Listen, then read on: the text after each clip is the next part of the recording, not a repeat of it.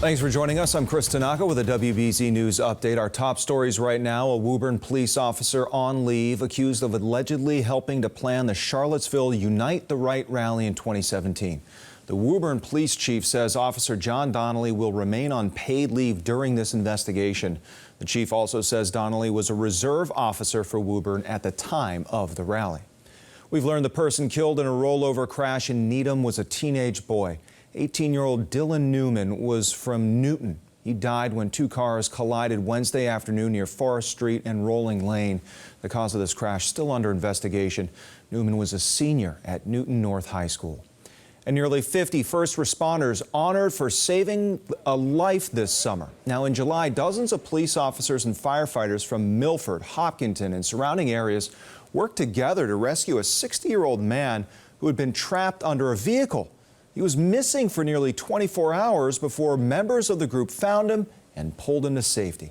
All right, right now, let's get a check of the forecast with Chief Meteorologist Eric Fisher. Hey, Chris, good evening, everybody. We're talking about a stormy night out there, a big slug of rain making its way northward. It will pour tonight and into the start of the day on Friday. So expect some heavy rainfall, chance for some street flooding. A lot of the low-lying or more urban spots more prone to that. Tomorrow morning out the door, still tracking heavy downpours, so build in that extra time to start the day, whether it's commuting or getting the kids to school. Make sure you have the rain gear ready to go. Looks like this will start to taper off around midday, between noon and 1 o'clock, with some increasing sunshine from west to east during the afternoon.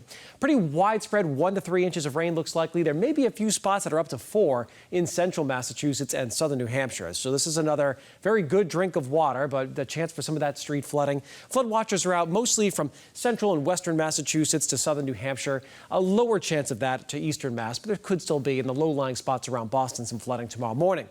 The winds also increasing as we head through the night. Tomorrow morning brings the strongest gusts, mostly in the 30 to 40 mile per hour range for eastern Mass. A few gusts from 40 to 50, though, if you're near the coastline from Cape Ann down across Cape Cod and the islands. There could be some isolated power outages to start our Friday. Biggest impact during that Friday morning commute. Tonight's lows will be in the lower 60s, so it stays rather muggy. Then tomorrow, once we get a little sunshine in the afternoon, we'll have highs near 70 for a mild finish to the week. Chris?